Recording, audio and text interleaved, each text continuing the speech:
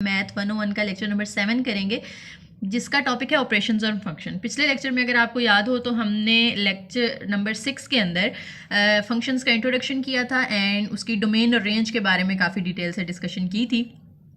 2 parts हैं उसके और वो दोनों पार्ट्स में हमने काफ़ी डिटेल के साथ उसको डिस्कस कर लिया था। अब हमने फर्दर फंक्शंस पे और डिस्कशन करनी है कि अगर हमने फंक्शंस को ऐड, सबट्रैक्ट, मल्टीप्लाई या डिवाइड करना हो तो उसका क्या तरीक़ाकार है, और मल्टीप्लाई, डिवाइड वगैरह करने के बाद जो रिज़ल्ट आता है ना आपके पास, यानी जो उनको रिजल्टेंट फंक्शन होता है, उसकी अगर हमने डोमेन बतानी है तो वो किस तरह से फाइंड करते हैं। ठीक है जी, तो ये सारी बातें आज के लेक्चर में होने वाली हैं। तो लेक्चर स्टार्ट करने से पहले आपसे रिक्वेस्ट है कि चैनल को ज़रूर सब्सक्राइब कर लें और बेल आइकन पे लाजमी क्लिक किया करें ताकि नोटिफिकेशन आपको मिल जाए जब भी कोई वीडियो अपलोड हो।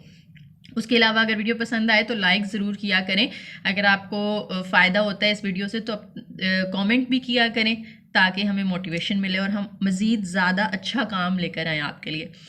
अच्छा जी, सबसे पहले तो आपको फर्स्ट पे उन्होंने एग्जांपल ही दे दिए कि फंक्शंस को अगर आपने ऐड करना है तो 2 आपको उन्होंने एग्जांपल के तौर पे फंक्शंस दिए हैं यहाँ पे। एक को f ऑफ x का नाम दे दिया है, दूसरे को g ऑफ x का नाम दे दिया है। एक फंक्शन आपके पास है x स्क्वायर और दूसरा है x। कहते हैं कि आप f of x plus g of x find करें, यानी दोनों को आपने सिंपली ऐड कर देना है। तो यहाँ पे देखें हमने लिखा f of x plus g of x, तो पहले f ऑफ x है तो उसकी वैल्यू पुट कर दें x स्क्वायर, फिर प्लस का साइन एज इट इज़, फिर g ऑफ x है उसकी वैल्यू पुट कर दें x। तो ये सिंपल सा तरीका है, आपने क्या करना है, फंक्शंस को ऐड कर देना है। नेक्स्ट हमारे पास आता है कुछ डेफिनेशंस हैं जिसके अंदर हमने मतलब थ्योरम्स आप इनको कह सकते हैं कि अगर 2 फंक्शंस इस तरह से लिखे हुए हैं f plus g of x, तो ये फाइंड करने को कहा जाए तो इसका मतलब यही है कि आपने ना दोनों फंक्शंस को ऐड कर देना, यानी f of x plus g of x। और अगर क्वेश्चन में लिखा हुआ है f minus g of x बताएं तो इसका मतलब यही है कि आपने f ऑफ x में से g ऑफ x को माइनस कर देना है। इसी तरह से मल्टीप्लाई में भी सेम रूल है और डिवाइड में भी f ओवर g के साथ अगर बाय x लिखा हुआ है तो इसका मतलब यही बनता है कि आपने फर्स्ट जो फंक्शन f ऑफ x उसको डिवाइड कर देना है g ऑफ x पे। लेकिन यहाँ पे एक कंडीशन आ जाती है कि ये जो g ऑफ x है ना, ये 0 नहीं होना चाहिए, क्योंकि डिनोमिनेटर में अगर 0 आता है तो फंक्शन अनडिफाइन हो सकता है। तो ये 0 नहीं होना चाहिए, बाकी कोई भी वैल्यू हो सकती है। f ऑफ x 0 हो सकता है, उससे कोई इशू नहीं होता। अच्छा जी, अब डोमेन के बारे में अगर हम बात करें कि f प्लस जी, f माइनस जी और f डॉट जी, सिर्फ इन तीनों की बात हो रही है, डिवीन वाले की बात नहीं हो रही यहाँ पे। तो ये जो 3 हैं इनकी जो डोमेन है अगर ओवरऑल हमने निकालनी हो तो वो क्या होती है, intersection of f and g, यानी f प्लस जी का जो आंसर आया ना उसकी जब आपने डोमेन फाइंड करनी है तो वो क्या होगा, इन दोनों की जो इंडिविजुअल डोमेन होगी उन दोनों के इंटरसेक्शन लेने से आएगी। इसी तरह से जो डिवाइड वाला फंक्शन है वो भी इसी तरह से आता है, इंटरसेक्शन से आता है, लेकिन उसमें एक कंडीशन होती है, आपने वो पॉइंट्स उसमें से निकाल देने हैं जिसपे जो डिनोमिनेटर है g ऑफ x वो 0 आ रहा हो। एग्जाम्पल करते हैं, फिर आपको ज़्यादा अच्छे से इस बात की समझ आएगी कि इंटरसेक्शन हमने कैसे लेना होता है। अब देखें, पहला फंक्शन है f of x is equal to 1 plus square root of x minus 2 and g of x is equal to x minus 1। कहते हैं कि आपने डोमेन फाइंड करनी है f plus g of x की। तो पहले तो हम f plus g of x लिख लेते हैं, इसको फाइंड कर लेते हैं। तो अभी हमने पीछे देखा था डेफिनेशंस के अंदर कि इसका मतलब यही होता है कि आपने f ऑफ एक्स के अंदर g ऑफ एक्स को प्लस कर देना है। तो मैंने ओपन करके लिख लिया। अब पहले मैंने f ऑफ एक्स की वैल्यू लिखी है, फिर प्लस लगा के g ऑफ एक्स की वैल्यू लिखी है। सिर्फ ये 2 कांस्टेंट आपस में सॉल्व हो सकते हैं। -1 जो है उसको हम +1 से कट कर देंगे यहाँ पे, तो पीछे हमारे पास बच गया x plus square root of x minus 2। Plus में आप आगे पीछे करके लिख सकते हैं वैल्यूज़, कोई इशू नहीं है। अच्छा जी, अब ये तो हमने आंसर निकाल लिया। अब आपने जब इसकी डोमेन बतानी है ना तो आपने ये नहीं देखना कि इसकी डोमेन क्या है, आपने दोनों की अलग अलग डोमेन देखनी है और फिर उनका इंटरसेक्शन लेना है। तो पहले हम f ऑफ x की डोमेन देखते हैं। अब डोमेन को मैंने पिछले लेक्चर के अंदर आपको काफ़ी डिटेल से वैसे समझा दिया था, लेकिन दोबारा से मैं यहाँ पे बता देती हूँ क्योंकि ये एक ऐसा टॉपिक है जिसमें स्टूडेंट्स बहुत ज़्यादा कंफ्यूज होते हैं, समझ नहीं आती। तो देखें, f ऑफ x जो है उसकी जब हमने डोमेन बतानी है तो डोमेन में मैंने आपको 2 कंडीशंस बताई थी। एक तो आंसर अनडिफाइन नहीं आना चाहिए, दूसरा जो है वो आयोटा की फॉर्म में नहीं आना चाहिए। अनडिफाइन कब आता है, अगर ओवर के नीचे 0 आ जाए। ठीक है, ओवर के नीचे 0 है तो अनडिफाइन आंसर देगा। और अयोटा कब आता है, जब स्क्वायर रूट के अंदर माइनस आ जाए। तो हमारे पास यहाँ पे स्क्वायर रूट वाला फंक्शन है, यानी इसके अंदर माइनस में आंसर नहीं आना चाहिए। और माइनस में आंसर कब आएगा, अगर यहाँ पे जो नंबर है वो 2 से छोटा होगा तो, क्योंकि अगर बड़ा है जैसे 3 - 2 है तो वो तो पॉजिटिव आंसर है, 4 - 2 है तो वो भी पॉजिटिव आंसर है, 2 - 2 करें तो वो 0 आता है, दैट इज एक्सेप्टेबल।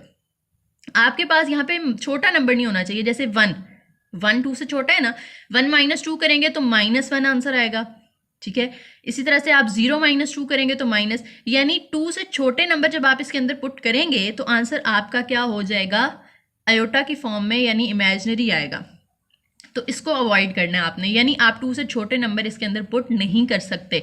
आपने अपनी जो डोमेन है वो कहाँ से शुरू करनी है, 2 से शुरू करनी है। 2 पुट कर सकते हैं और 2 से पॉजिटिव साइड पे सारे नंबर्स आप इसके अंदर पुट कर सकते हैं। और यहाँ पे स्क्वायर ब्रैकेट आएगी क्योंकि 2 हम पुट कर सकते हैं, 2 इसके अंदर शामिल है। राउंड ब्रैकेट लगाते अगर 2 इसके अंदर पुट नहीं किया जा सकता, तो 2 तो हम पुट कर रहे हैं यहाँ पे, तो ये स्क्वायर ब्रैकेट आएगी। इसी तरह से आपने जी ऑफ एक्स की डोमेन निकालनी है। जी ऑफ एक्स के अंदर ना तो ओवर की फॉर्म में कुछ है, ना ही इसके अंदर अंडर रूट की फॉर्म में कुछ है, ठीक है। तो यानी ये दोनों केसेस यहाँ पे आने के चांसेस ही नहीं है। तो इसलिए इस ऑल रियल नंबर्स -∞ से लेके +∞ तक सारे नंबर्स हम जी ऑफ एक्स के अंदर पुट कर सकते हैं। अब हमने f प्लस जी की जब डोमेन बतानी है तो आपने इन दोनों का इंटरसेक्शन ले लेना है, यानी ये पहली वाली डोमेन लिखें, इंटरसेक्शन लगा के दूसरे वाली डोमेन लिखें। अब इंटरसेक्शन के अंदर आपको पता होगा कि चैप्टर 1 में हमने सेट्स के बारे में पढ़ा था ना। इंटरसेक्शन वो होता है, वो ऑपरेशन है जिसके अंदर आप कॉमन चीज़ लेते हैं। तो दोनों के अंदर कॉमन क्या आ रहा है, ये वाला आ रहा है, ठीक है। कैसे, ये नंबर लाइन होती है ना, ये -∞ है, ये +∞ है, बीच में कहीं आ रहा होता है 0, ठीक है। यहाँ पे 1 है, यहाँ पे 2 है, एक के अंदर ये सारा आ रहा है और एक के अंदर सिर्फ इतना पोर्शन आ रहा है। तो कॉमन वाला पोर्शन तो बस ये हुआ ना, 2 से ∞ तक। तो इसलिए इनकी जो कंपाउंड या कंपोजिट डोमेन होगी, एक साथ इकट्ठे जब आएगी इसकी डोमेन, तो वो आएगी -2 से +∞ तक। नेक्स्ट मजीद एक और एग्जांपल है आपका कॉन्सेप्ट क्लियर करने के लिए। f of x is equal to 3√x and g of x is equal to √x। आपने f dot g of x की डोमेन फाइंड करनी है। तो f dot g of x का मतलब ये है कि f of x को g of x के साथ मल्टीप्लाई कर देना हमने। तो ये f of x लिखा हमने, g of x लिखा, दोनों को मल्टीप्लाई किया। √x 2 दफ़ा आ रहा था तो उसका स्क्वायर आ जाएगा, स्क्वायर अंडर रूट के साथ कैंसिल, तो 3x आंसर आ गया। अब आपने इसको तो देखें तो आपकी डोमेन जो है वो क्या बनती है, ऑल रियल नंबर्स बनती है ना, क्योंकि ना तो इसमें फ्रैक्शन है कि अनडिफाइन का आंसर आने का डर हो हमें, और ना ही इसके अंदर स्क्वायर रूट है। लेकिन हमने इसको देख के नहीं बतानी होती डोमेन, हमने दोनों की डोमेन का इंटरसेक्शन लेना होता है। रूल तो यही है ना। तो हम क्या करते हैं कि इस दोनों का इंटरसेक्शन ले लेते हैं, ठीक है। तो यहाँ पे हमने, अगर आपको याद हो, लेक्चर 6 के अंदर नेचुरल डोमेन और रिस्ट्रिक्टेड डोमेन पढ़ा था, ठीक है। तो नेचुरल डोमेन तो इसकी क्या आ रही है, ऑल रियल नंबर्स, क्योंकि इसको देख के जो हमें पता चल रहा है वो क्या है कि हम कोई भी नंबर इसके अंदर पुट कर सकते हैं, ना तो आंसर अनडिफाइन होगा ना आयोटा आएगा। लेकिन रिस्ट्रिक्टेड डोमेन क्या होगी, रिस्ट्रिक्टेड डोमेन दोनों का इंटरसेक्शन लेके आएगी। f ऑफ x की अगर हम डोमेन की बात करें तो इसके अंदर स्क्वायर रूट आ रहा है और स्क्वायर रूट के अंदर सिर्फ x है, यानी इसके अंदर हम 0 तो पुट कर सकते हैं, 0 पुट कर सकते हैं ना, क्योंकि √0 0 होता है तो फंक्शन का आंसर 0 आ सकता है, वो उसमें कोई मसला नहीं है। लेकिन माइनस में नहीं आना चाहिए अंडर रूट के अंदर, यानी -1 -2 -3, 0 से पीछे वाली वैल्यूज़ नहीं हम पुट कर सकते, आगे वाली कर सकते हैं 1 2 3, यानी 0 से शुरू करेंगे और आगे की तरफ जाएंगे +∞ की तरफ। तो डोमेन जो होगी इसकी वो क्या होगी, 0 से +∞ तक। इसी तरह से जो g ऑफ x है वो भी स्क्वायर रूट है, सेम वही उसकी भी डोमेन आ जाएगी 0 से +∞ तक। और दोनों का जब इंटरसेक्शन लेंगे तो दोनों सेम आ रही है ना, तो 0 से +∞ ही इसकी डोमेन आ जाएगी, दोनों को जब हम मल्टीप्लाई कर लेते हैं। अच्छा जी, यहाँ तक उम्मीद है समझ आ गई होगी आपको। अब चलते हैं हम आगे, कुछ नोटेशंस हैं हमारे पास कि फंक्शन को सेम फंक्शन के साथ अगर मल्टीप्लाई किया जाए, ठीक है, f ऑफ x को अगर हम f ऑफ x के साथ ही मल्टीप्लाई कर देते हैं तो वो f²x आता है। इसी तरह से अगर आपसे कहा जाए कि f³ फाइंड करें तो इसका मतलब है कि जो f ऑफ x है उसको ही आपने 3 दफ़ा मल्टीप्लाई कर देना है। अब उसको जनरल फॉर्म में अगर हम लिखें f/n(x) तो आपने f ऑफ x को n टाइम्स मल्टीप्लाई कर देना है, यानी अगर यहाँ पे पावर 5 होती तो आपने उस फंक्शन को 5 दफ़ा मल्टीप्लाई कर देना था। एग्जाम्पल के तौर पे एक फंक्शन दे दिया उन्होंने आपको कि sin x का अगर आपने स्क्वायर लेना है तो उसका मतलब यही है कि sin x को आप 2 दफ़ा मल्टीप्लाई कर देंगे, और उसको आप इस तरह से भी लिख सकते हैं कि sin का स्क्वायर x। ये तीनों नोटेशंस ठीक हैं। नेक्स्ट बड़ा इंपॉर्टेंट टॉपिक यहाँ पे हमारे पास आता है जी, कंपोजिशन ऑफ फंक्शंस। ये जिन्होंने अगर FSC में मैथ पढ़ी है तो उनको तो आता होगा, जो न्यू स्टूडेंट्स हैं उनके लिए ये नया टॉपिक है, जिन्होंने नहीं पढ़ी मैथ। कंपोजिशन क्या होती है फंक्शंस की, जब आप 2 फंक्शंस को कंपोज कर दें, यानी एक फंक्शन के अंदर दूसरे फंक्शन को एम्बेड कर दें, तो वो होता है कंपोजिट फंक्शन या फंक्शन की कंपोजिशन। ठीक है, तो ये थ्योरी थोड़ी सी लिखी हुई है, आप लोग रीडिंग कर लीजिएगा। मैं आपको कॉन्सेप्ट समझाने की कोशिश करती हूँ। यहाँ पे दो फंक्शंस आपको दिए हुए, एक एफ ऑफ एक्स है और दूसरा जी ऑफ एक्स है। आपसे कहा जाता है कि ये फाइंड करना है, इसे कहते हैं कंपोजिट फंक्शन। तो इसको f of g of x पढ़ते हैं, f of g of x, ठीक है। और इसको ओपन करके हम इस तरह से लिखते हैं एफ ऑफ फिर अंदर जी ऑफ एक्स। अब इसको फाइंड कैसे करते हैं, बड़ा ही आसान सा तरीका है। देखें बाहर क्या आ रहा है, एफ आ रहा है ना, तो आप पहले लिख लें एफ ऑफ एक्स, वो क्या है एक्स क्यूब। फिर अंदर इस x की जगह देखें, f के अंदर अब क्या फाइंड करना है हमने, g ऑफ x। तो f के अंदर जो x है उसकी जगह हमने क्या पुट कर देना है, g ऑफ x पुट कर देना है। अगर इस x की जगह g ऑफ x पुट किया है तो इस x की जगह भी क्या पुट कर देंगे, g ऑफ x। और इस x का क्योंकि क्यूब था तो g ऑफ x का भी क्यूब आ जाएगा। अब g ऑफ x की तो वैल्यू है हमारे पास x+4, तो इस g ऑफ x की जगह हम पुट कर देते हैं x+4 और इसका होल क्यूब। ये हमारे पास आ गया f of g of x, जिसको हम यूं भी लिख सकते हैं f of g of x, ठीक है।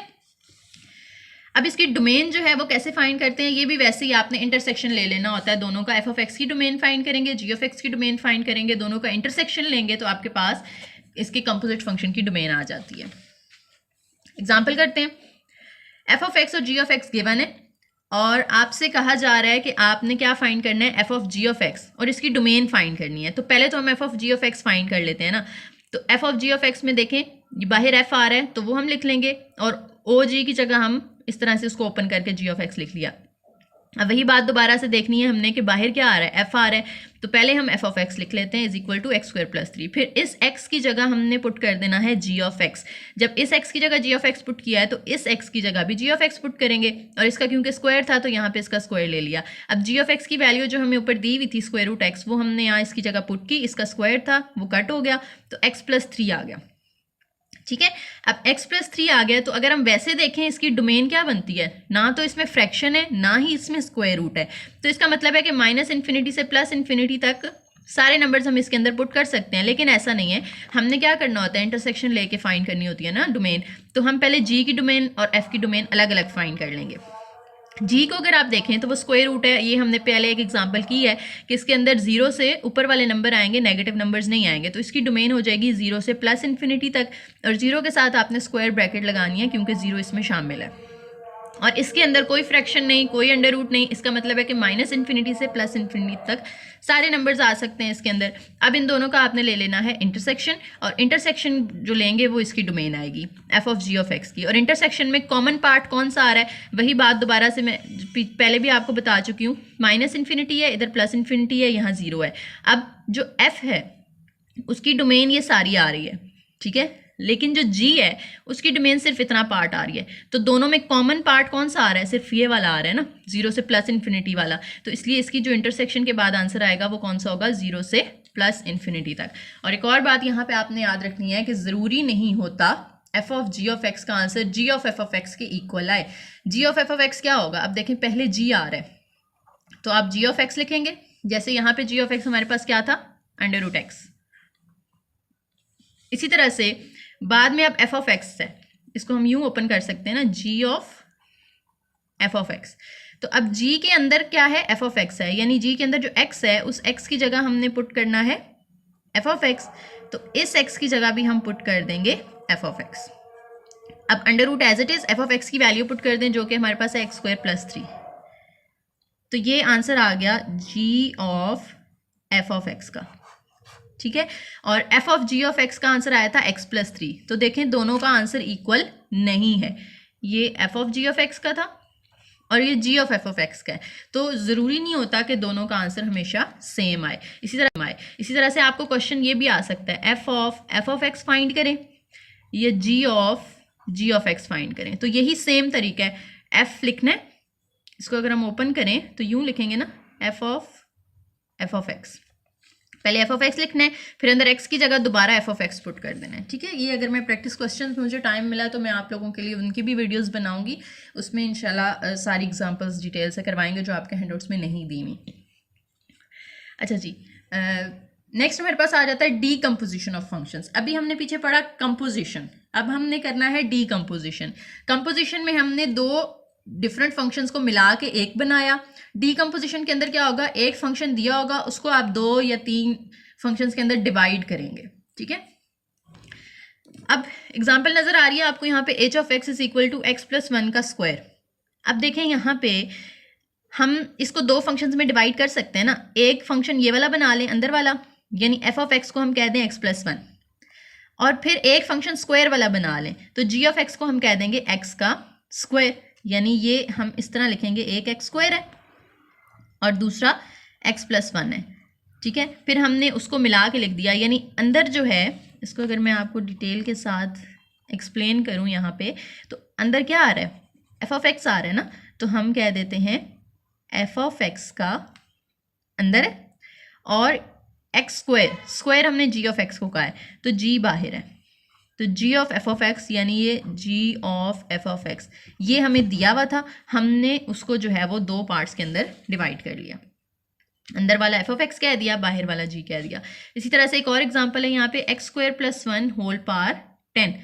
क्या मतलब है, अब जो 10 है उसको हम अगर 2 अंदर रख लें तो 2 5 10 होता है, 5 पावर बाहर जाएगी। अब ये अंदर वाला फंक्शन जो है इसको मैं कह देती हूँ कि ये एफ ऑफ एक्स या जी ऑफ एक्स कोई भी एक कह दें, तो जी ऑफ एक्स अगर हम कह देते हैं एक्स स्क्वायर प्लस 1 का होल स्क्वायर, तो बाहर जो पावर 5 है इसको अगर हम एक्स कह दें एक्स पावर 5 तो वो एफ ऑफ एक्स हो जाएगा।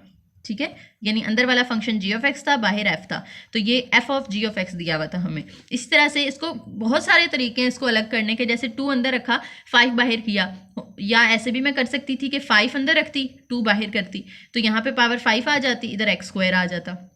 इसी तरह से अगर हमने पावर अंदर 3 रखनी है तो 3 10 के साथ हमें नहीं दिया हुआ था, और ना ही जो है 10 3 के टेबल पे डिवाइड होता है, तो 3 जब हमने खुद से मल्टीप्लाई किया है तो उसको बाहर डिवाइड भी करेंगे। अब अंदर वाले फंक्शन को आप जी ऑफ एक्स कह दें, बाहर वाला जो एक्स पावर 10/3 होगा उसको आप एफ ऑफ एक्स कह देंगे। ये एग्जाम्पल देखें, ये अक्सर आ जाती होती है MCQs वगैरह में, इंपॉर्टेंट है कि स्क्वायर रूट है, x/3 है और होल पावर 3 है। तो देखें इसको आपने डीकम्पोज करना है। अब आपको नज़र आ रहा होगा यहाँ पे कि 3 फंक्शंस हैं, एक ये है x/3, एक पावर 3 वाला है और एक अंडर रूट वाला है। तो इसको मैं 3 हिस्सों में डिवाइड कर सकती हूँ कि एक जो अंदर वाला फंक्शन है ना, इसको मैं कह देती हूँ एच ऑफ एक्स। ठीक है, अब एच ऑफ एक्स का क्यूब है तो ये क्यूब वाला फंक्शन है उसको मैं कह देती हूँ जी ऑफ एक्स। ठीक है, और फिर क्यूब के ऊपर आ रहा है अंडर रूट वाले फंक्शन को मैं कह देती हूँ एफ। तो ये इस तरह बन जाएगा f of g of h of x, और अब अंदर वाला मैंने कहा था एच ऑफ एक्स है, यानी x/3 को हमने एच ऑफ एक्स कह दिया। फिर क्यूब वाला जी ऑफ एक्स कहा है तो x का जो क्यूब होगा वो जी ऑफ एक्स हो जाएगा।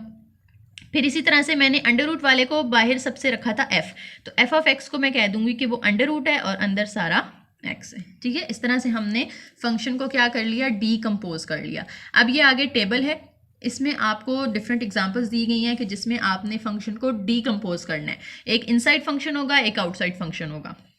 अब x square plus 1 whole power 10 है, तो पीछे हमने इसको 2 तरीके से अलग करना सीख लिया ना। तीसरा तरीका ये भी हो सकता है कि आप इसको अंदर वाले को जी ऑफ एक्स कह दें और एक्स पावर 10 को एफ ऑफ एक्स कह दें, फिर उसको आप इस तरह से लिख लेंगे।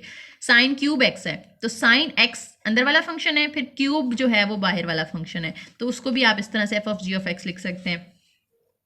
और यहाँ पे 1/x + 1 है, तो ये जो x + 1 है इसको हम जी ऑफ एक्स कह देते हैं, और 1 इसकी जगह अगर हम x कह दें तो हम जी ऑफ एक्स कह देते हैं, और 1 इसकी जगह अगर हम x कह दें तो वो बाहर वाला फंक्शन हो जाएगा। tan x/5 है, x/5 को आप अंदर वाला फंक्शन कह दें और यहाँ पे x पुट कर दें तो tan x आ जाएगा। यानी जो भी फंक्शन आपने इनसाइड करना होता है ना, उसकी जगह आपने सिर्फ x पुट कर देना होता है। जैसे इसको मैंने इनसाइड कहा था तो इसकी जगह x पुट किया तो x/10 वो आउटसाइड फंक्शन बन गया। क्यूब वाला इसी तरह से, और ये सारे हमने एग्जाम्पल्स कर ली। ठीक है, नेक्स्ट हमारे पास आ जाता है कांस्टेंट फंक्शंस। कांस्टेंट फंक्शन किसे कहते हैं, कोई भी ऐसा फंक्शन जिसकी वैल्यू सेम रहती है, कभी भी चेंज नहीं होती, उसे हम कहते हैं कांस्टेंट फंक्शन। यानी जैसे एग्जांपल दी है f(x) = 2। अब इसमें x की जगह कोई भी वैल्यू पुट कर दें, इधर आंसर चेंज नहीं होगा क्योंकि इधर तो x है ही नहीं, आप पुट नहीं कर सकते ना। आप f of -2 निकालते हैं, यहाँ तो -2 पुट कर दिया आपने, इधर x नहीं है, आप -2 पुट नहीं कर सकते, तो ये 2 वैसे ही रहेगा। तो सेम आंसर आ गया। इसी जगह टी पुट कर लें तो भी आंसर सेम आएगा। आप इस एक्स की जगह 0 पुट कर दें, इधर तो आप 0 नहीं पुट कर सकते ना क्योंकि एक्स नहीं है, तो ये 2 वैसे ही रहेगा। वैल्यू तो आपने x की पुट की, इधर x नहीं था तो वो वैसे ही, यानी आप कोई भी वैल्यू x की पुट कर लें, इस फंक्शन का आंसर चेंज नहीं होगा। तो जिसका आंसर चेंज नहीं होता या जिसकी डोमेन जो है आप जो मर्जी कर लें, उसकी रेंज जो है वो सेम आएगी, आंसर सेम आएगा, उसे हम कहते हैं कांस्टेंट फंक्शन। उसके बाद 2 टर्म्स यहाँ पे आपके पास आ रही हैं, मोनोमियल और पॉलिनोमियल। मोनोमियल क्या होता है? कोई भी एनीथिंग लाइक सी एक्स पार एन, सी कोई भी नंबर हो सकता है कांस्टेंट, एक्स पार एन का मतलब है कि आपके पास पावर है, जो पावर है वो एन है।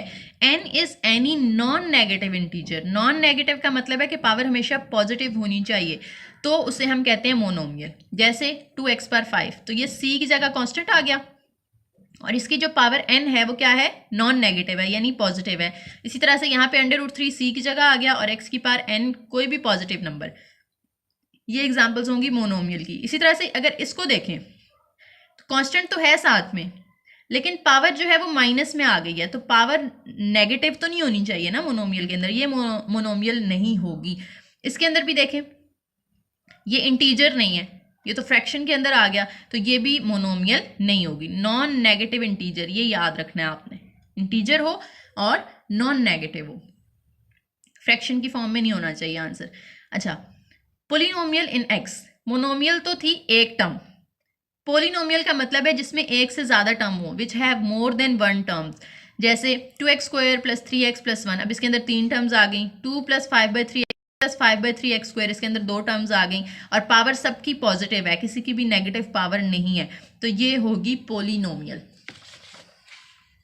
ठीक है जी, तो लेक्चर 7 हमारा यहाँ पे ख़त्म होता है। अब नेक्स्ट हम इंशाल्लाह अगली वीडियो में लेक्चर 8 करेंगे और लेक्चर 8 बहुत छोटा सा है तो बहुत जल्दी हो जाएगा हमारा। वीडियो अगर पसंद आई हो तो लाइक ज़रूर कीजिएगा और अपने राय का इजहार ज़रूर कीजिएगा। कमेंट सेक्शन में कोई सजेशन हो तो वो भी लाजमी दिया करें।